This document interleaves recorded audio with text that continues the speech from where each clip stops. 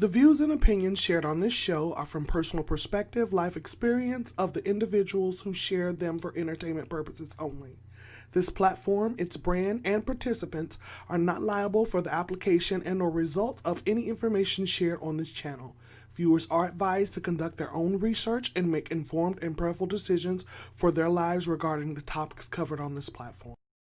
Warning: this presentation is for adult audiences only.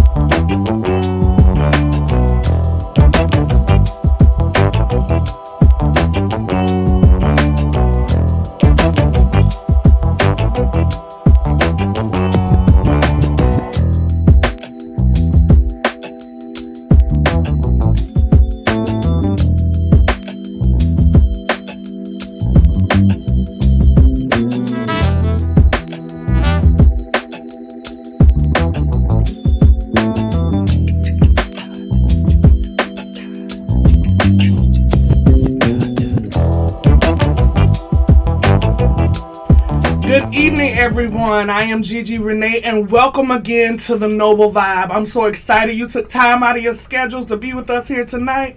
Tonight is so special and dear to my heart. I have two of my favorite guys here. Yes, I have Mr. Sampson here and Mr. Eubanks. So today, our topic is, it's a man's world. Is it really a man's world? It's a man's world. You know what? It depends on who's telling the story. It depends on who's telling the story.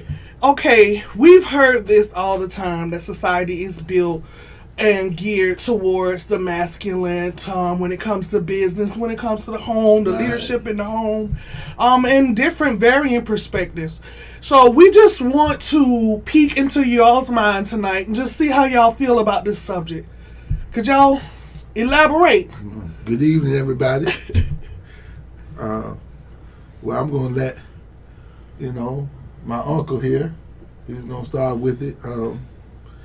I think we need to first talk about what is a man, what's his role and his responsibility. That's good. What is a man? Wow, that's a powerful and full subject.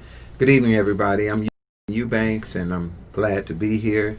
I love an opportunity to sit with nice people and who have good minds, so that we can grow together. Right. And so this is a great opportunity.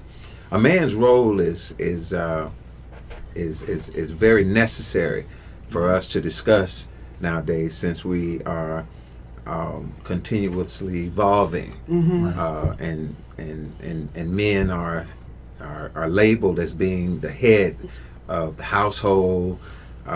In society, we see men having a very important role. At one point, it was considered in ancient times as having the most important role. Well, but is that still true, though? Well, as I said, at one time, that's what we were taught at one time. Right. And even the Bible even speaks in first person, using the word he. Right. So, which indicates a man. And to interject there, even with from a biblical perspective, you have God, Jesus Christ, the Holy Spirit. Then it says the man, and then the woman, and then the children, according to the Bible, from a biblical standpoint. But what if I'm a woman in modern day society? What if I don't want to do it like that? Well, culturally, that's where, in today's culture, we're not living in the 50s and 60s anymore. 50s, 60s. Take, for instance, in my household, I grew up in a very traditional, structured type of household where my father, he would get up, he would go to work, and he, of course, he's a pastor here in the Jacksonville, Florida area, very well-known pastor. But he taught me that the man should provide and protect, and that the woman should nourish and do a lot of teaching. Not saying that the woman is inferior to man, but yeah, because I can do a whole teaching on that. I know you can. I'm sure you can. I could, sure and I could open up. But just follow me. Okay, I'm gonna follow you, honey, because I'm switching in my seat. Y'all see me? But okay. I'm gonna help. I'm gonna help. Okay, he brought it up, and I know that I know that it stimulated some thought in your mind. Yes, it did. When we talk about leading in the head and man, that doesn't necessarily diminish the importance of a woman. Right. It just helps a man to realize his responsibility and his role in the dichotomy of the relationship. If he's smart. If he's a man, and you have to be careful with that. So let's push pause here, because we went right into the roles of a man. Okay. But I want you all to define what is a man. Okay. A man is, in my definition, this is me, and some of y'all may not like this. Yes, in your definition. In my definition, a man is a provider. Okay. He should be a protector, and most importantly, he should be a leader. I think a lot of issues that we have in households today is from twofold. And I know you're gonna twitch when I say this. Oh Lord. And we talk like this. Okay. A man should lead. Now, if you're gonna be a leader, sometimes you have to be a strong leader, because some of our How so? Because some of our women, they want to lead too. Okay. Which ladies, don't worry, because if he get too out of hand, I'm gonna punch him. Oh, I ain't scared of y'all. I'm gonna punch, and I'm gonna call his wife and tell on him. Call her. Call her. Okay. Because see, and this is where the tension come in for me. This is where it starts for me. And I'm glad you said that. Okay. I'm gonna use my wife, who I've been Don't you tell married to for 15 years. Okay. I've been knowing her since we were in middle school. She was actually my first little girlfriend. You ain't know that, did you? No, I didn't know nothing was going on. I was minding my own business. I know. And in the middle school with our course director. You know who our course director was. Mm-hmm. But anyway, Earl Thompson. Yes. For everybody who know. But my wife is a very strong-minded, strong-willed woman. Okay. And I noticed this with my wife. My wife needs a strong man to lead. That's what that's what she desires. That's what she needs, because my wife is the type of woman.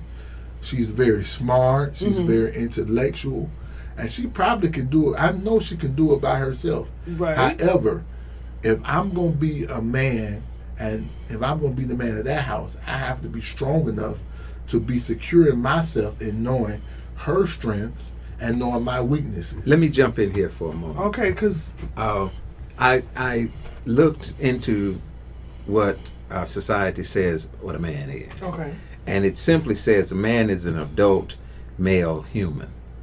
Right. Now that covers a lot of ground. Mm-hmm. It didn't say it was a male human. Mm-hmm. It says an adult male human. That's what society says. Which means that to be a man, you have to take on certain characteristics, other than the fact that your anatomical protrusion is different than a woman. And your anatomical protrusion. Right. In other words, your arms are bigger, and your sexual orientation. Wait, is different. Say that definition again, because to me that is the definition. Well, the thing about it is that we have males and females, and so just because you are a male, it doesn't make you necessarily a man. You are a male, adolescent or a boy. But we're talking about a man's role here. We're talking about a provider, someone who is giving leadership in whatever capacity there is. And that someone who uses wisdom, someone who thinks before they make decisions. There's a lot of people walking around with the characteristics of a male, but not acting like a man. Right. And I think that's where a lot of tension comes in at, because from one perspective, I can see where our women are frustrated, Right. with some of our men. And don't get it confused. Don't mean you have to have a lot of money to be a man. It doesn't mean you don't have to have any money to be a man. I understand, but I'm talking to a big audience here, and sometimes it gets confused because of what society says a man should possess. Right. I think our society is very materialistic, Right. but I think there's, first of all, I just want to say that I just realized I don't have on any lipstick. And that is because one of our show sponsors, a Southern Touch Catering, event catering, came in and catered our meal. And we just jumped on camera. So I don't have any lipstick on. So I'm going to, if you guys are in our local area, please use her because we are sitting here like stuffed pigs. Yeah, it was good. But back to the topic, I think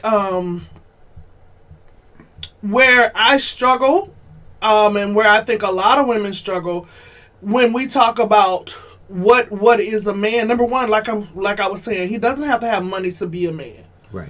Because a man who is working, and I'm not saying working making money, because every male is not in a position where they can work and make money. Some of them are sick. Some of them are up and coming. Some of them are being rehabbed at the moment. So, but I feel like the way we were fundamentally raised as women, we were designed to be cared for, to be taken care of. Now, a lot of us make the choice that we're going to take care of ourselves. But that's a whole nother show. It is a whole nother show, but the point I'm trying to make is, what is the point of having a man if they are not fulfilling traditional roles other than to just have sex? Well, you have to make some decisions. What's important to you? What? It's a real question, right? Real. Yeah. Could I hop in? Yeah, go ahead. With that being said, though, take for instance, you brought up a wonderful tension. I call it a tension because we're living in a society now where women make their own money. Right. They buy their own houses, buy their own cars, but they still have a longing in some capacity. That's correct. For a man. And you want to know why? Now you said something. You said. Okay. I'm going with what you said. Okay, you go with what I said. A man doesn't have to be a man unless he doesn't necessarily have to work to be a man or have this to be a man. But then the contradiction that you just said, you just did. Okay. You said, what's the point of having a man if he can't fulfill traditional roles? Now you just said.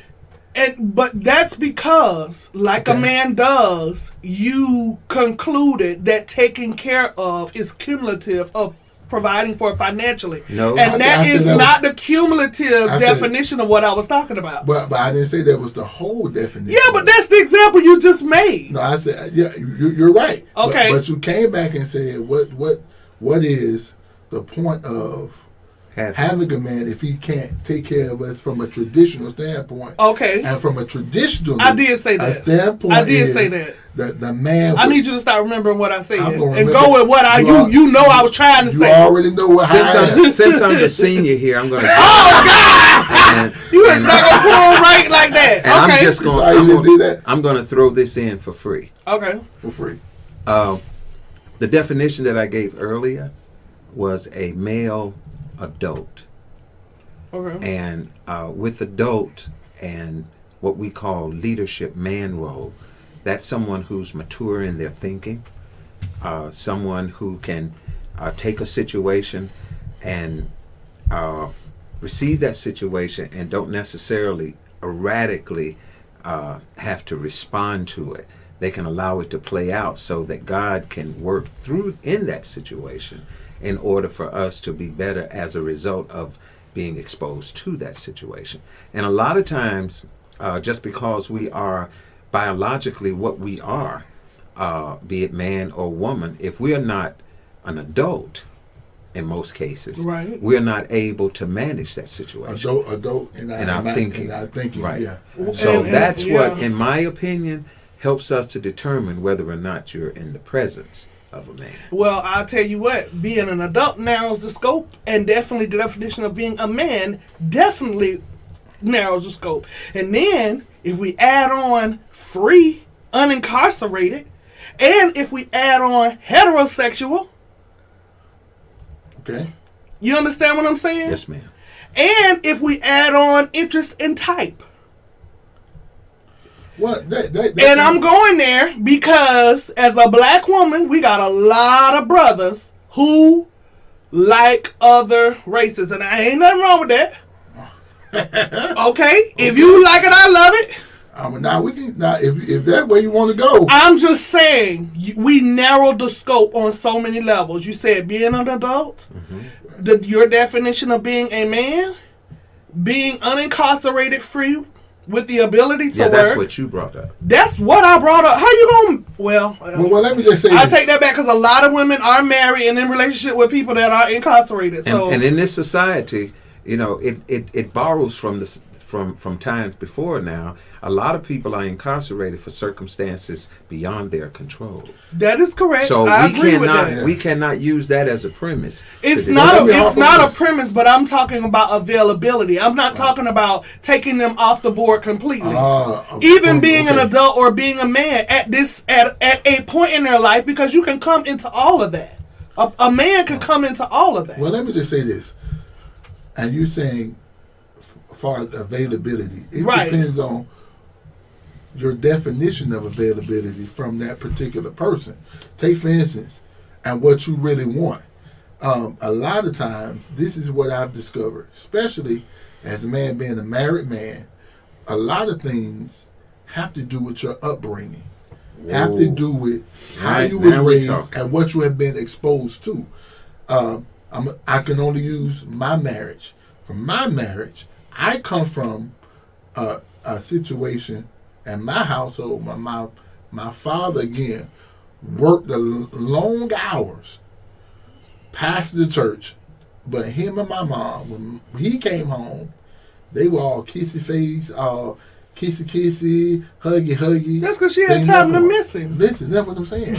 but my wife came from a situation where she will tell you where, number one, she had a stepfather and her mom, right?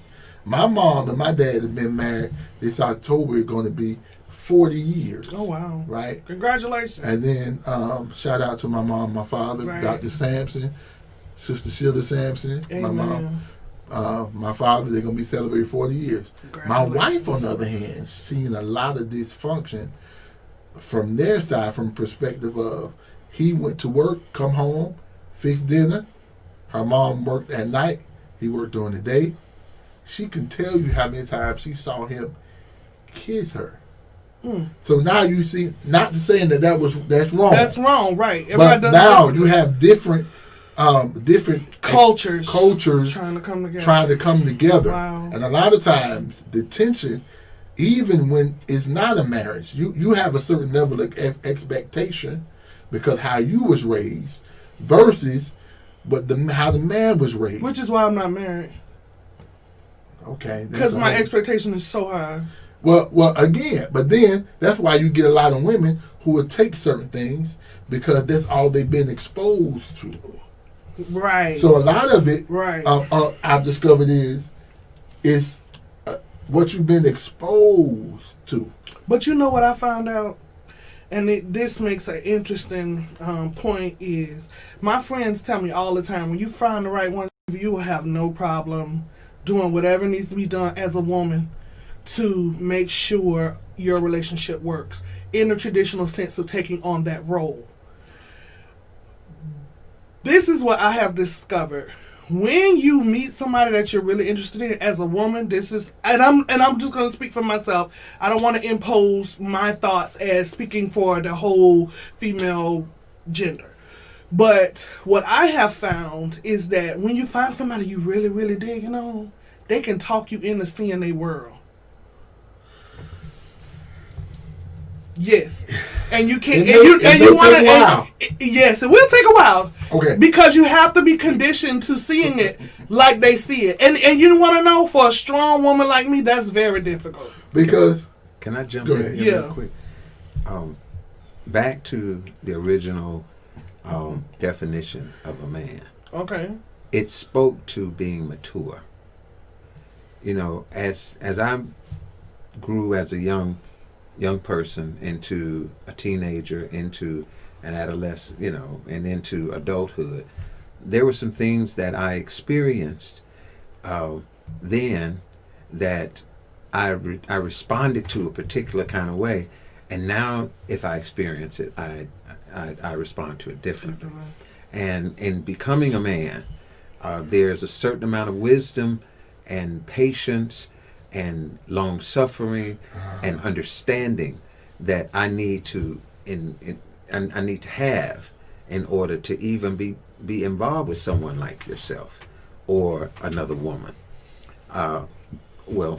When I say another woman, other than yourself, be involved with someone. Because if you was with me, honey, wouldn't be no other woman. Well, I Praise him. no, and that's true because I mean, one at a time is all I is all I have. Yes, one of me. Yes, ma'am. Amen. But the point I'm trying No, to I'm make, playing. the point I'm trying to make is, in order for you to wear the shoes of a man, Mm-hmm. there are certain qualities that you must possess in order to be able to truly fit those shoes. And it's not about responding to everything that comes up. It's about being tempered, so that you can be available for growth and interaction with another person. Because the same way he can persuade me to see his world, he has to be able to be persuaded to see mine. That comes with patience and understanding. The same thing you and just just said. because I'm a Right. male don't mean I have that quality. well, let me Right. say this: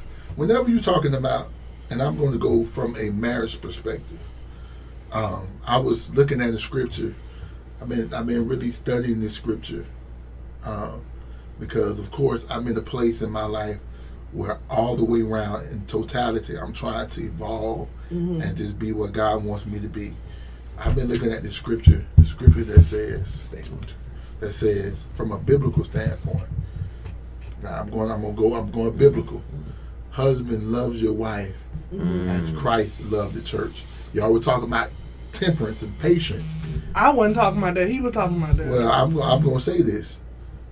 Look at that scripture. It says, husband loves your wife as Christ loved the church. Yeah, that's a lot. That's a a whole lot of love, patience, timing. But you know what? To be able to love like that, you have to have a relationship with Christ. Well, then you said it all. I don't care who you are, how mature you are, how grown you are. No, God is love. He is the pattern for all love. Right. And until you love and in relationship with Christ, you have no idea how to truly love. Well, let me say this too. It's another scripture. The disciples asked Jesus, what are the greatest commandments? Jesus says, love thy neighbor. Love God with thy whole heart. And then he said, then love your neighbor as you love yourself. Mm-hmm. I think one of the issues that we have is a lot of people are trying to find love, but they don't even love themselves. Amen. Properly. Come on now, that's a word. So how can you love her when I don't even love love That's yourself? right. I always say this. I'll never marry a man that love me more than he love God. No. Because if you love God more, I ain't got to worry about it. Right.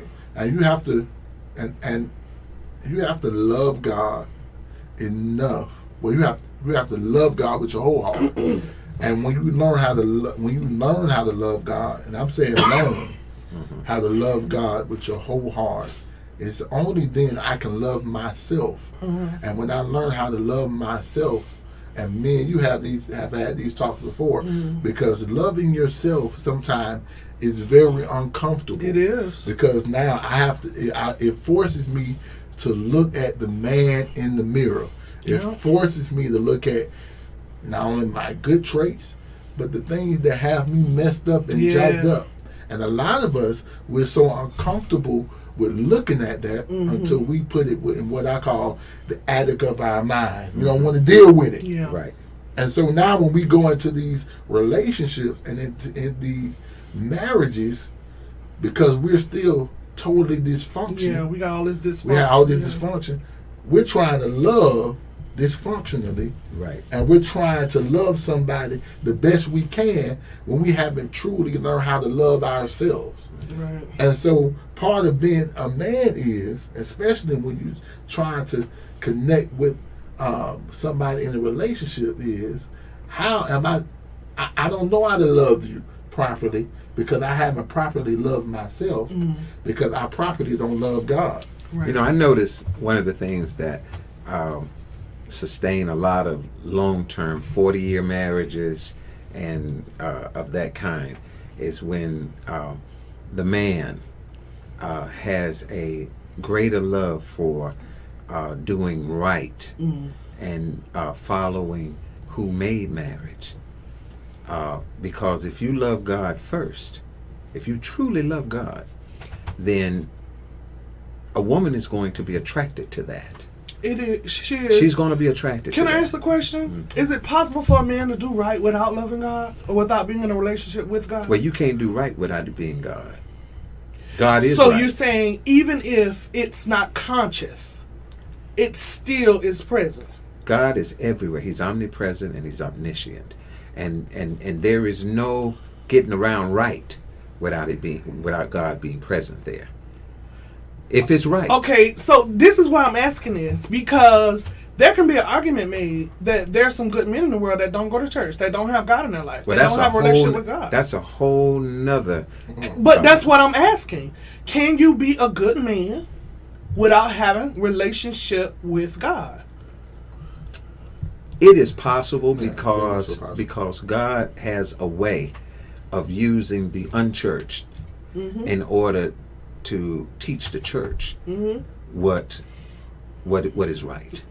And I thank you for saying that. Yeah. Because we have this righteous indignation Right. that we have the Now he only didn't say avenue. that. He didn't say that. I know. No, I agree with you though. I just feel like the church has this. I feel the church feels like it has a monopoly on what is right and the right way to God, and I don't necessarily feel that way. Well, you got to first of all come to the reality that we are the church. The building is not the church. The organization is not the church. We are the church. Right. And then too, a lot of times because people are inside the building, we automatically assume that they're part of what we call the church or the kingdom. They could just be church members and never be part of the true kingdom. Jesus said, "You should know my disciples, not by how many times you go to church, right? not how many times you shout, but Jesus said, by the love you show one to another." Y'all talking real churchy right now. No, but No, you it's- brought that up. Y'all talk. You brought that y'all up. talking real See, churchy. all of this We is weren't- based. All we of this weren't is churchy based until on you the brought that premise. up. All of this is based on the premise of a they man. churchy.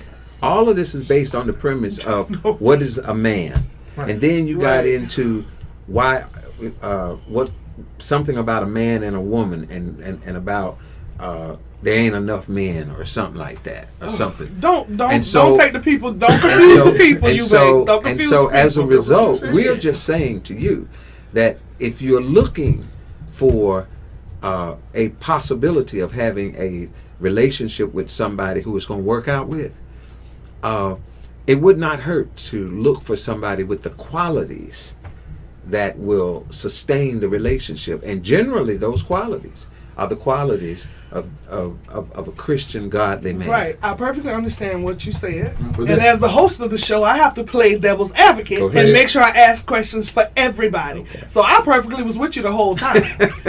So, No, but As most women are, they already know. right. And But I just want them to understand we're smarter than them. I don't know why they don't get that yet. They are awesome though. Men are awesome. But I don't discount your definition of a man because I'm not a man. So I have to accept what you say is a man. But I would say this: there are a lot of good men that don't go to church. And you want to know something funny? I was born and raised in the church. My dad was a bishop. I don't want no church boy. Why?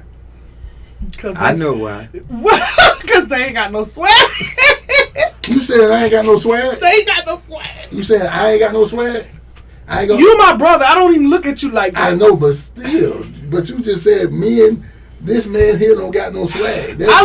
Listen, this is what I like. I'm swag. You like the bad boys, just like. No, I don't like bad average. boys. I like boys who love first of all, let me correct myself. Men who love the Lord, but who got a testimony.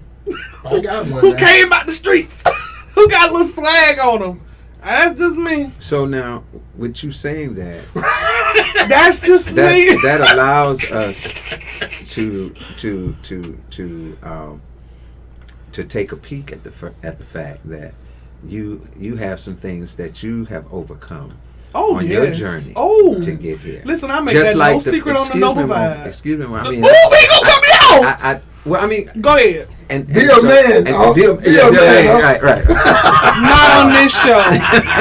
He be a man at the house, not at this show. Okay, go ahead. So what that says is that the person that you meet who have had a journey to the point to where you met them, and they have stains of their journey on them, be it their credit, be it their, I ain't say all that. wait a minute. Well, I'm just unpacking it. Okay, unpack it. Be it their credit, be it their clothes might be a little tattered. What you mean tattered? I mean, they may not be dressed fine like you know. Like most women when they see a guy is attracted. You mean like to. all suited up? Right, or whatever. But that doesn't negate the fact that you might be looking at the man God sent you. Yes, I agree. And I just believe God sends everybody what they need. Right? Yes, and He's not going to send me a project. Right. I just want to make that. I don't want a project. Well, no, I don't agree with that. All of us, I don't agree with that. Because all of us are projects. I don't agree with that. We are all projects to an extent. Yeah, no, because I'm going to say this. We are constantly evolving, especially when you talk about marriage. The Bible says two become one, right? Right. And as we become one, I tell people all the time, I got married when I was 23. I'm 38 now. I'm not the same person I was at 23. Neither is my wife. Okay. So while we're becoming one, we're constantly evolving, and we still constantly are becoming one, which means that we are still, God is still working on both of us while we're becoming one. Let me ask you this, though. When y'all got married, were y'all peers? From one perspective. From any perspective, were you peers spiritually, emotionally, financially, mentally? My wife had left the church before we got together. She was very much so. She went through a situation and she was like, really, forget church. The reason why God sent me into her life was to bring her back into a certain ministry of counseling with young women, because she wasn't there. Because she told me, she said, had you not come into my life, I don't know if I would come back. She still loved God. Well, her whole heart. She still had a relationship with Christ.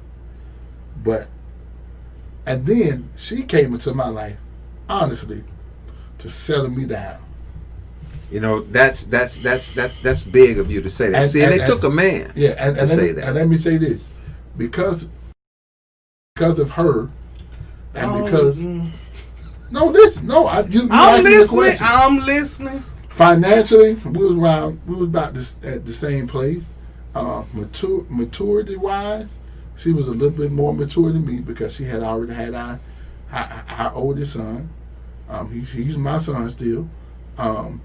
And I was coming from a situation where I was still hanging out with my homeboys, but she helped me to evolve as a man, and I helped her to evolve as a woman because God sent us to each other. You see what I'm saying? And so for you say God's not going to send me a project. I beg to differ, because the right man. I didn't say God wasn't going to send. I said I don't want a project. See, that's your problem right there. You don't want. I don't want a project. But see, I'm gonna help her. If there's a project in the relationship, I'd rather for it to be me. Because I know my propensity to want to learn. Right. That's all I'm saying. But in that, while you are being patient with him and he's being patient with you, guess what? You all will be each other, and I'm getting back churches. You don't like this. You all are going to be each other ministry. You all are going to be able to pull each other to the place where God wants both of y'all to be. Now, with that being said, because we do have an agenda that we're going to follow, I just want to say one other thing about that, and we're going to move. How you going to tell me what I'm fit to do in my show? Because you're being the man. Go ahead, be the man. No, we're going to make sure all hearts are clear on this subject. First, man. No, I was trying to help. I was trying to help. But the part that I wanted to throw in here, and possibly with your permission we're going to move, is that I understand you don't want a project. But oftentimes, as I've worked around you, working with youth and what have you, and then on the show and just throughout your life, you're a songstress. You minister to people. Major songstress. Yeah, I mean this lady, stop telling them people this lady ministers to people that she doesn't even know that she ministers to. And so, with that being said, there's a story that I'd like for you to, in your time, to take a look at. Just take a look at it. And it's the story of Hosea. Okay. Because Hosea didn't want a project either. Yeah. Hosea was. She was a hoe. Hosea was a pastor, a major pastor, and he who's hoe? Hosea wife, right? You calling me hoe? Excuse me. And what happens she was a hoe. Is what happens is Hosea told God he didn't want no project. Right. But in order for him to be what God made him to be, so that he could be a blessing to the world and himself, he had to take on a project. And to complete the assignment. Yeah, to complete the assignment. So you have to be careful. At great personal cost to himself. But emotionally. Emotionally, it took such a great toll on him. But I'm sure him. for you to be sitting at this table, you've had some emotional tolls on you. You ain't gonna tell my business. So, but now you're ministering to thousands. He ain't gonna tell my business. Right. So we're with you. We're with you. Yes. And as we move on. So this is my next question. And this, what we were just talking about, segues into my next question. Right. When it comes to the different hats the man has to wear and the different stages he has to become a man, what are some of the things that men struggle with? Well, that's good. Well, I'm going to add a tag on that. Okay. By us being black men. Right. Okay, good. That's there good. are struggles that a black man have in society and in his culture that I believe, since we're talking about having a mate and women, I think it's important for him to have somebody who can identify with that struggle. Wow. When we go out into the world as black men, and I'm very passionate about this, we already have two strikes against us as a black man. Number one, we're black. That's right. And number two, we're black man. Man, that's right. And with that, we deal with being the most threatened human being on the earth from two perspectives. We are the most threatened because when we go out to society, my wife is very careful about when I leave at night. And she told me this about 5 years ago. It blew my mind. She said, honey, I thought she was tripping when I sometimes stay at the church a little late or hang out with my friends a little late. And she was like, look. Yep. You thinking I'm tripping about not being home. That's right. You're right, but not from where you're coming from. Right. You're a black man in society. Right. And when you're not here at night, when I hear the news or I hear a siren, you're the first thing that come to mind because of the pressures and what we deal with as a black man. And it's important for a black man, and I'm going to get in trouble for this, but I don't care. Right.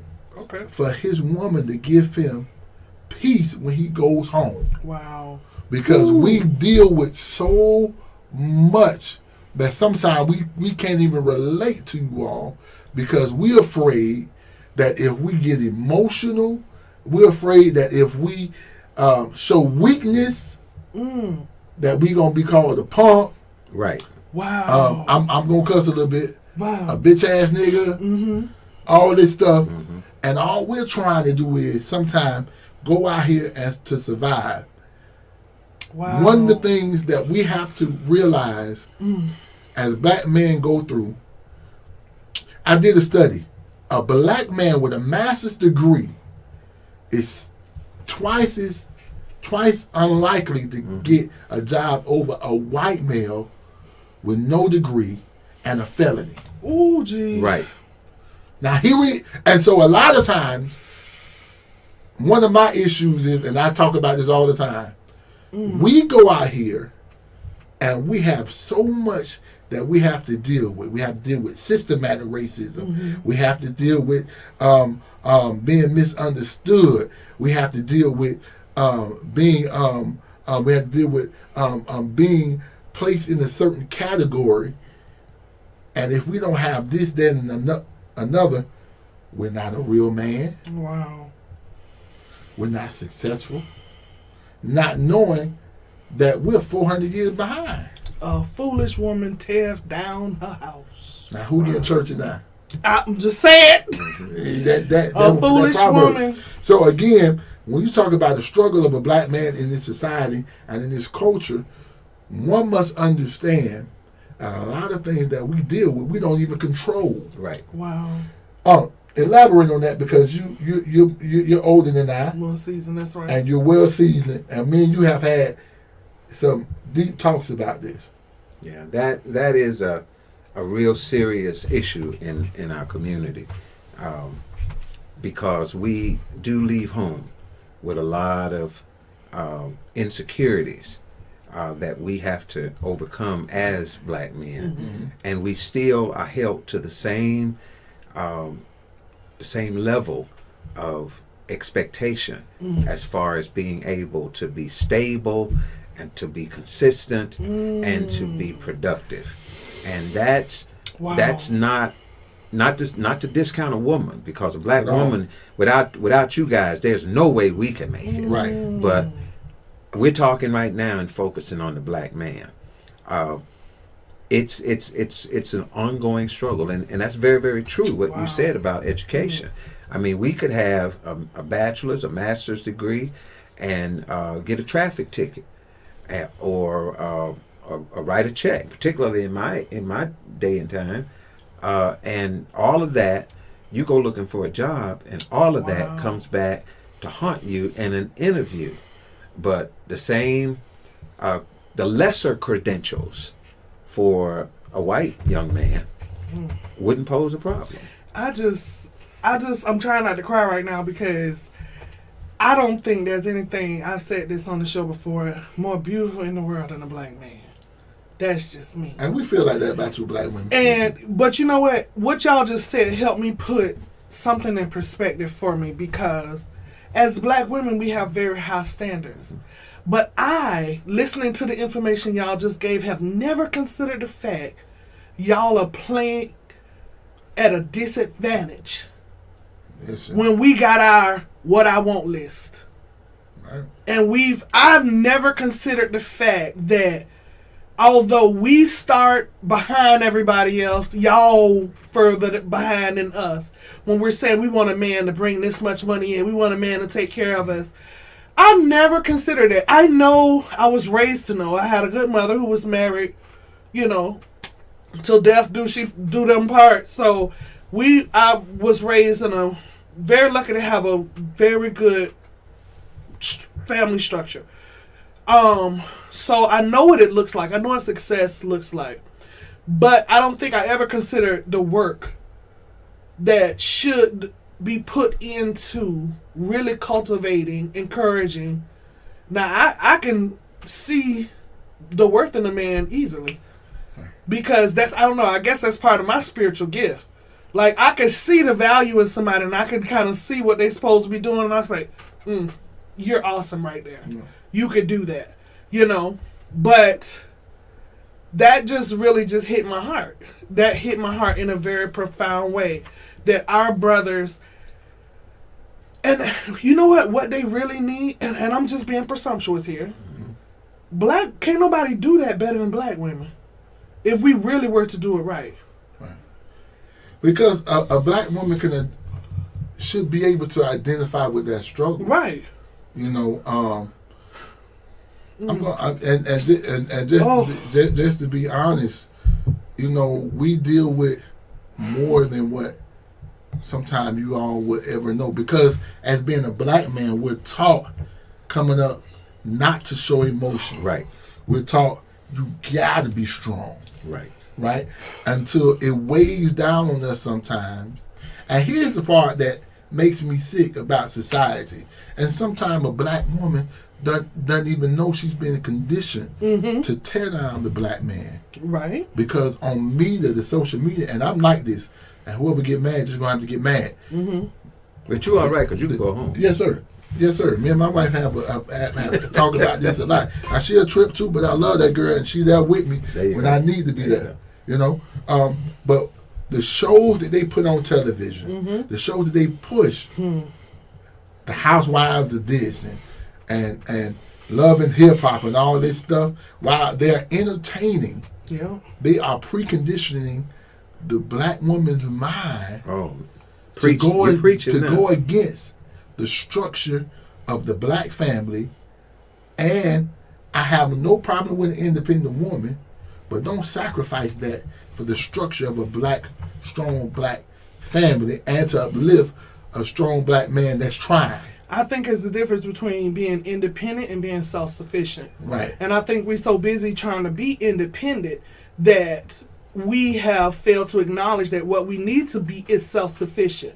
Right. So we can actually be a partner and not a deficit or a liability. Wow. Okay, another part of that is, I do agree with you about the conditioning, but I'm going to tell you it started way back when.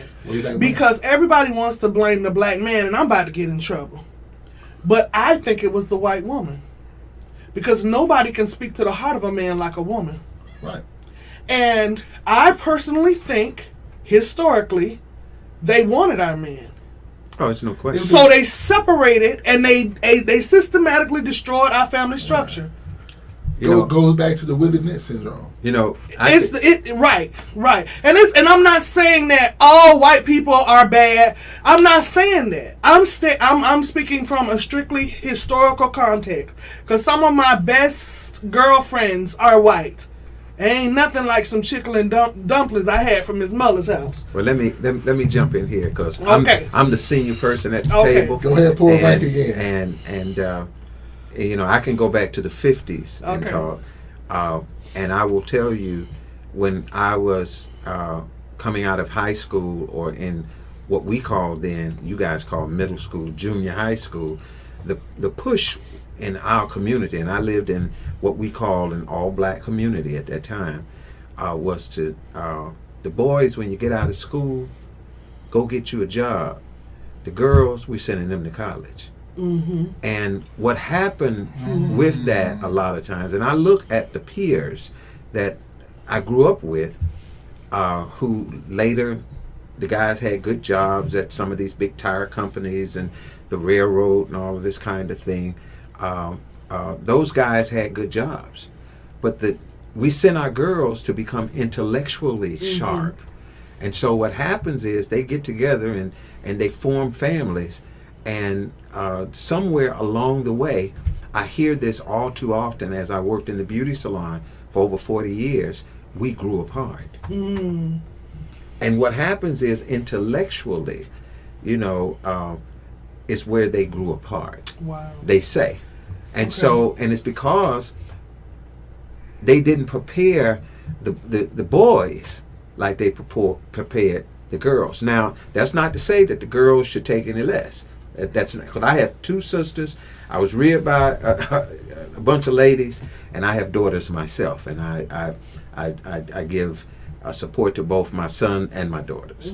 But I think to some extent, one of the reasons why some of the disproportion is is because black young boys, particularly at a certain time, were not pushed toward education.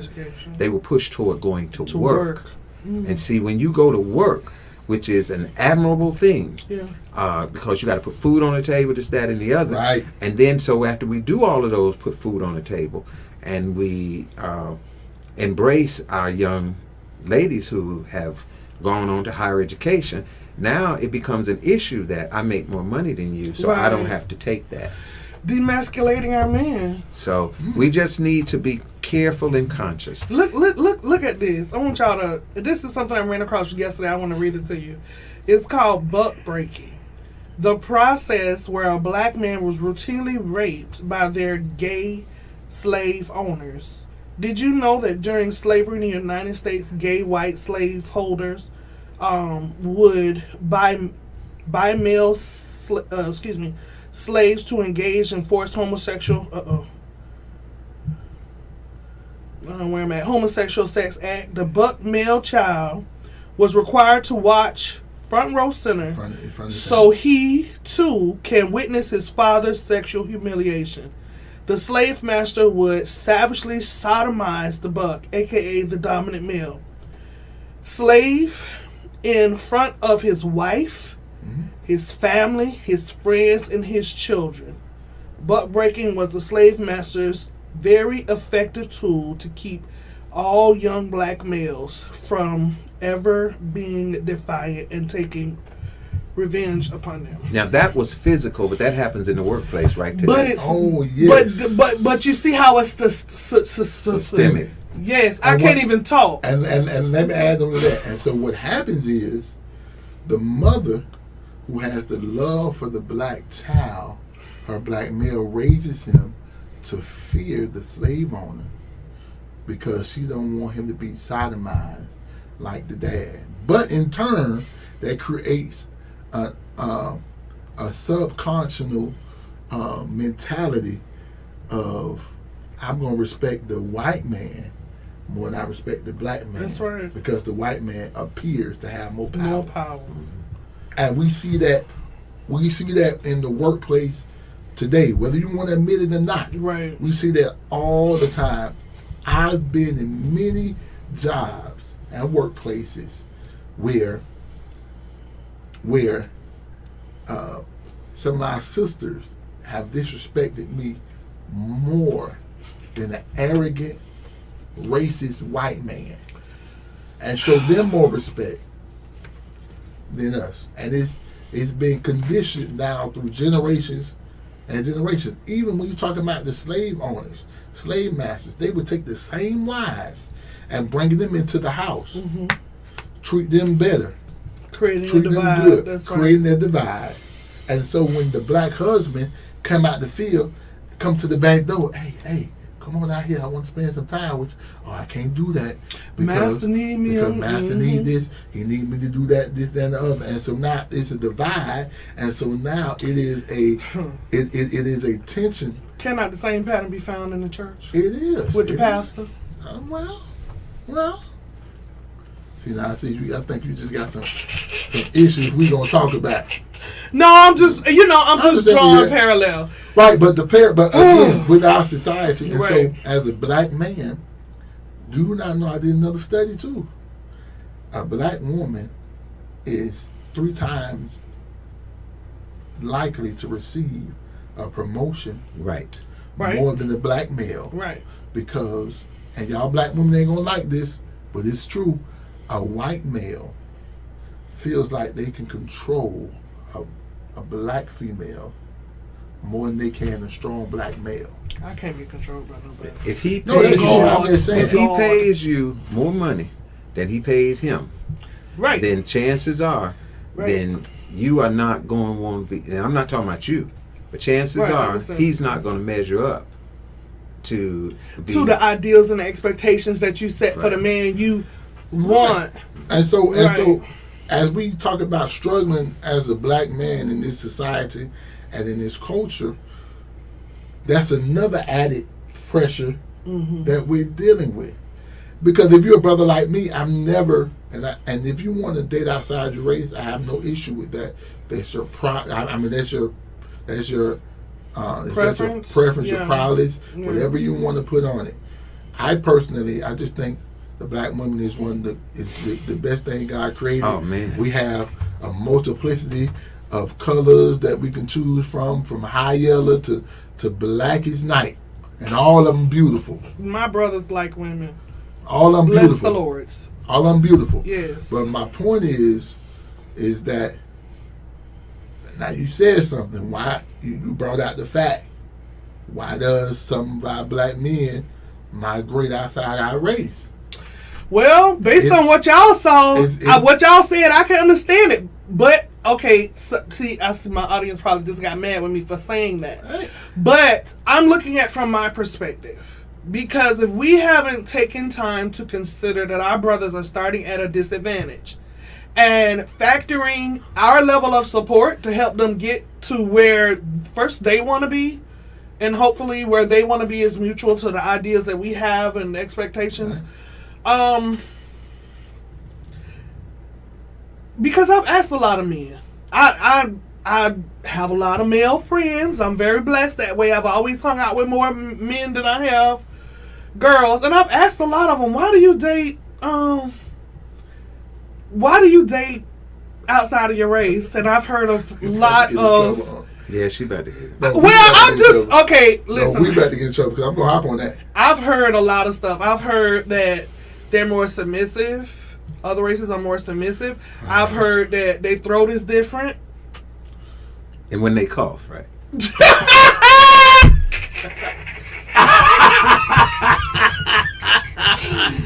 I'm just telling you what I heard. She said that, but that's what I heard. I could just regurgitate what I heard. Okay, but go right ahead. And this then is your show. Well, I further asked them, how is their throat different? What do you mean? But I've heard the majority of what I heard is they are more submissive.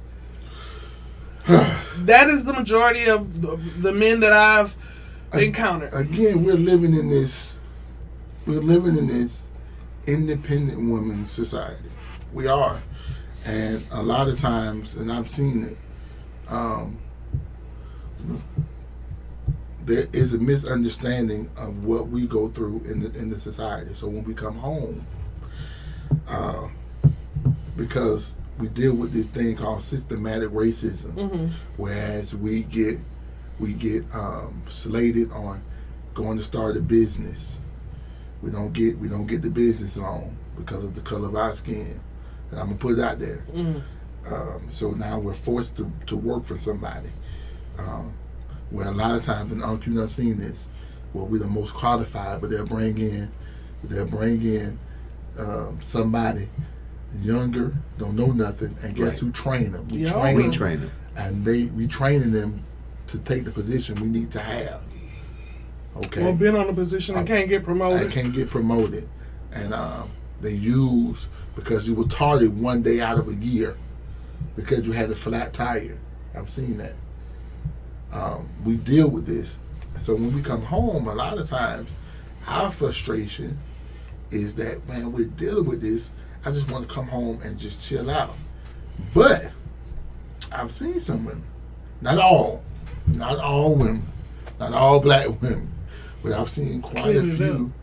Yeah, I got to clean up. I've seen quite a few come home and you're at our neck about getting your hair done, your nail done. But if I got to contribute with this bill, I can do bad all by myself. Oh. Not knowing that the majority of our men, not some lazy black men out there. Right. Let me just say that. Right. But the majority of us that I know, we go out and get it from the muscle. That's because you know a bunch of good men. I do. And sometimes. And you selfish and won't introduce me to none of them. But keep on. Here she go. Selfish. But we come home, and when you hear, yeah, when we done came home from the white man or our bosses, or sometime a black woman who is our boss, who giving us a lot of pressure, we're like, look, can I just get a break? Can I get can I get 30 minutes? Why are you on that PlayStation game? You ain't up with a little boy. Why you can't do this? And sometimes that's a getaway. Let that go, Miss G. Yeah. No. I don't. Sometimes that's a getaway. I think that's sad because that's not what I saw in my home. My dad was a professional truck driver, so we wouldn't see our dad for weeks. And when we saw him, a lot of times it was in the pulpit. So when we heard that truck pulling up, we were, Daddy! And Mama would, nope, stop. Your daddy's just walking in the door. Give him a minute. Give him a minute. You know? But again, that's from a different cultural perspective. Right. A different generation. Right. Around the 90s, right, we got this not self-sufficient woman, but this independent woman. Yeah. Mm-hmm. Where I don't need a man for nothing.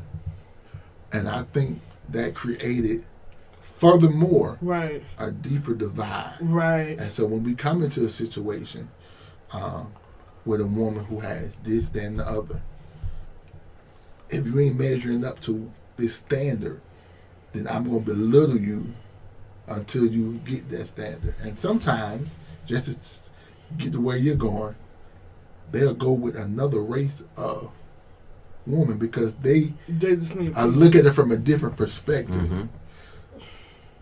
I'll take it. But you know what I see that as? I'm sorry. Finish your statement. They'll look at it from, this man going to work.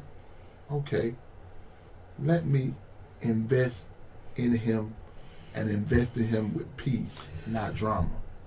And you know what? That was when the whole time you're talking, that's what I'm thinking to myself.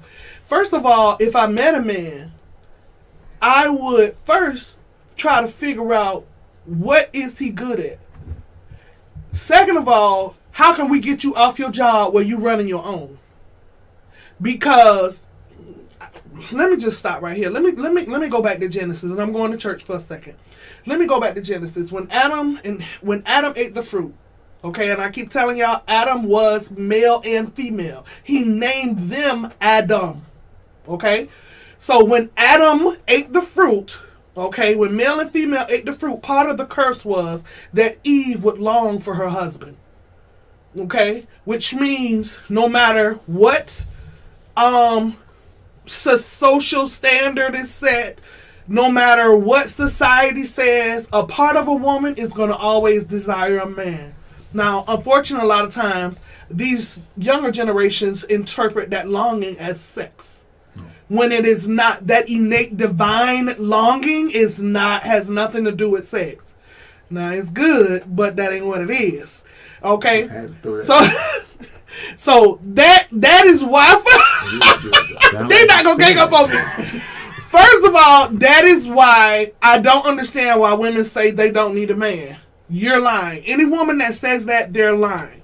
You are built to desire a man. And if you don't desire a man, then God bless you. I still love you. We love you too, but we love you. But and there's no judgment. But I think we need to stop tripping as women. I think we need to let him play his game. I think as long as he don't get too carried away, right, and it infringes on our time. Right. You understand what I'm saying? But if he need a game to unwind, play your game. I mean, if he's doing everything he's supposed to be doing, and that's how he relax, what's the issue? Get him. If you have an issue and you jealous and you don't want your husband to go out, then you need to convert the garage into a hangout and let his friends come to your house, and you just stay out of the garage. I don't understand. But that goes back again to the standards, like we talked about at the beginning of the show, the standards that a woman have for a man. We're being so conditioned to, especially through the media, and I see a lot of it. We gotta take a trip every month. We gotta have the biggest house immediately. We gotta have the biggest car immediately, not knowing that true marriage is about growing with one another and about evolving with one another. We've been married 15 years, and we're just now getting to a place of financial freedom that we want to get to, because life happens in between those times. This Hollywood portrayal just isn't true, but it's being forced on us so much until we're doing anything that we can to provide for this particular image of people who already got money and people who... I'm editing all that out. You ain't gonna be calling these people show or what show. But Be sued. I'm just His saying. views and opinions do not reflect mine or this platform. Please direct all letters you bank. Why you got to call Okay, you called it at the beginning of the show. But I'm just saying though that again that has conditioned our Yeah. society to I got to get this bag, I got to get this, and we'll sacrifice getting the bag rather than working on being one. You also got married very young too. I want to put that caveat in there Jesus. because at my age now, I don't expect to have to build with a man like your wife had to build with you. Yeah, and, Like- and that makes sense because I have a friend of mine who's been married about 2 years, and he's one of the ones where I will employ everybody if they can to go this route, especially, let me talk to the men. Even in the beginning, when Adam got his assignment from God, he was to replenish the earth. He was to name all the animals, name all the plants. He already had a job, and he was already able to take care of Eve when she got here. Mm-hmm. It's much easier when you are, the more financially stable you are going into a marriage. Mm-hmm. Because just speaking from experience, me and my wife, we lost everything around 2008, 2009. 2009, we lost everything within 30 minutes and 2 phone calls. What? 30 minutes? Within 30 days? You meant? We lost everything between How's that possible? 30 minutes and 2 phone calls. Okay, I was home sick in my bed, and I never be sick. And I got a phone call from my mom saying that my grandmother's house that we was in, we had to leave because a family member. Okay, all right. Wait. That's the first phone call. Because you're going to make me mad sitting on the show. Well, the second phone. Well, I can get mad at that. Second phone call. Well, I said, well, we're gonna go get the apartment. Second phone call I got in 30 minutes was from my dad's secretary, who is the office manager for our nonprofit I was working full time for. That was 75% of my income. She called and said, look, tell your wife to come pick up your check, but be praying because this is the first of the last 2 checks you're going to get from us because our funding didn't go through because of the economy. When the recession came, everything came down. That's right, 2008. Okay. Yeah, that was a tough year for a lot of people. So between 30 minutes and 2 phone calls, we literally lost just about everything, except for our truck that we had. I said to say this. That put a strain on us for about 5 years because we were stressed about money. Jesus. We're stressed about life. And that in and of itself, if you're not married to the right person, you won't get through that. No, you won't get through that. We had to live back home with my mom and my daddy. I just passed out a little bit. Listen, God! with 3 kids. Oh, God. And a fresh newborn child. Oh, Jesus. And it wasn't nothing that I did wrong. Cause Right. I'm You one, didn't my do wife anything. can tell you, I go to work every day.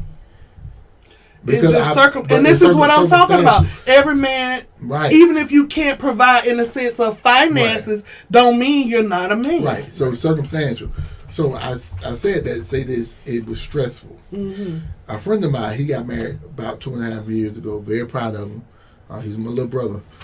But the way he did it, he got all of his traveling out the way. He built up on his job. Mm-hmm. And now he makes very good money. And when he went to a marriage, it's easier to go into the marriage financially stable because now that's a major concern that you're not really worried about. Now you're worried about, okay, how are we going to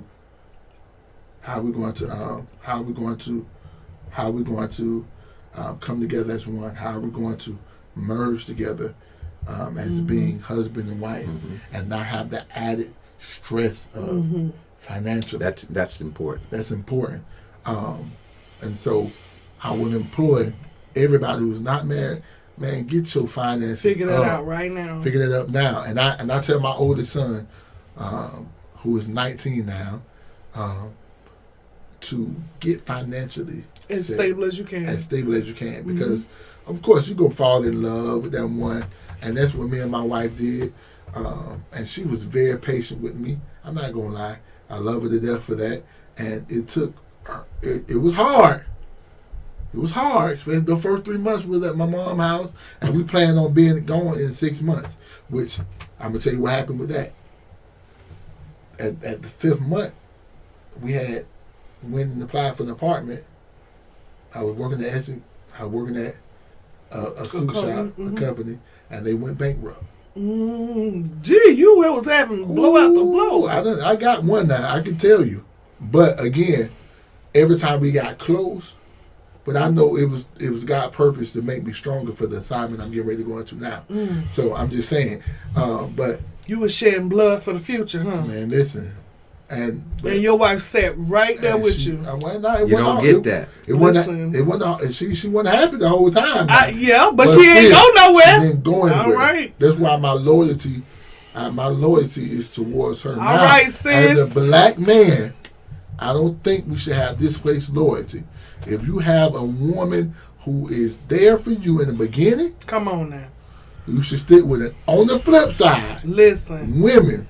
When that man gets successful, and when that man gets that money, you don't go flipping out on that man. Okay, no, he don't need to go flipping out on us, because that's when they trade up a lot. Well, I'm gonna tell you why. You sure it's up? Well, when you going back to the white man, in their head is trading up. But listen, okay, don't take me down that rabbit hole. Okay, because I'll be done saying some real ugly stuff I can't take back on this show. And I ain't trying to alienate nobody in my audience. I love everybody. But history hurts. But just take that advice, men and women, ride it out. And I've known I'm gonna tell you something. To a lot of the guys I know, I give credit to. Because I'm single, I know when people tell me they engaged, either I'm happy for them or I don't say nothing. Okay? Because I feel like when people get together, if it's a God thing, more than the couple should experience that union. Like, if somebody came and say, oh, I'm getting together, I should feel God in that decision. In that moment, oh God, that is wonderful. And I remember this young couple was getting engaged. I have to sing at everybody's wedding. It's a shame. All of them younger than me, and I just be singing at all their weddings. But I be sincerely happy for them. If my spirit agree with it, I go and I participate wholeheartedly. Right. But I remember this young couple was getting married, and he was a very fine-looking gentleman. And the girl, she was a big girl, like me, big girl. And I remember people, when she started to come down the aisle, and it almost, Lord, I heard people whispering. I heard them whispering, like, and as she walked past, you could see a little, big girls, we have to be mindful of our bodies, so don't wear nothing that's going to show you little rolls, okay? Just going to put your girdle in and close that dress right on in, okay? That man appreciated those rolls. Let me tell you why he appreciated those rolls. And it was almost like he heard what people were saying, okay? Because they didn't go up on the pulpit. Like when you get married, they stayed on the floor. And I'm sitting there listening to all this, and you know me, I'm about to get indignant. Like, what the? He, a couple of days later, post on his Facebook, you know why I'm with her? Because when I was down, when they ain't had nothing, right, she had my back. Right. And I always love her for that. And that's why I say it's so important when a black man struggling in society for you to have his back. All black men, I saw another study about these sports athletes, these sports figures. We have a misconception that every one of them gonna get a white woman. That's not true. It's only 13% gets them. 87. Listen, is that a study? Is that an actual study? It's an actual study. Because it seemed like so much more. Yeah, because it's being portrayed and pushed in society. You're not seeing people like Omar Epps who been married to his wife 20 years? You know what? Are you not seeing Denzel Washington that been married to his Samuel L. Jackson? Right. Been married all these years.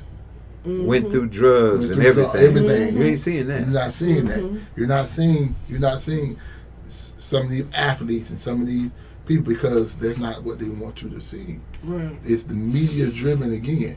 So it's a lot of us who ain't selling out. It's a lot of us who aren't going anywhere. And can I say something? It's not that I feel that all black men who marry outside of their race is selling out. Because I didn't feel that way about Kobe Bryant. Because his wife, I felt like he chose wisely. And then too, she's like she's a farmer, and they got the same character, and it was just just outside looking in. Let me say this: rest in peace, Kobe Bryant, one of my favorite basketball players. I'm a diehard Laker fan. Right. We're definitely praying for his family. In that time of this great loss, right. With him and his daughter, I thought that was very, very sad. Yeah. But his dad played overseas for an amount. Right. That's why I looked at it different. So the culture that he was raised in was that too. I think a lot of times we gotta look at culturally in context. Right. Right. Gotta look at it culturally in context also. But yeah, just to kind of bring this segment to an end, I think I like how they directed my show. I'm sorry. Pray for them. That's what men do. They see need. Listen, and they feel it. And men. I hear you. I hear you. Men need to learn patience, right, and how to push their woman when they're in a leadership role. Because I'm the type, I don't mind no man soaring, but I do want him to turn around and say thank you. That's right. That's what we're supposed to do. We're supposed to lift each other. And I learned that working with y'all. Really? My goodness. I did. Because I did a lot of work working with somebody. Mm-hmm. And I saw them get an award. And I was waiting for my thank you.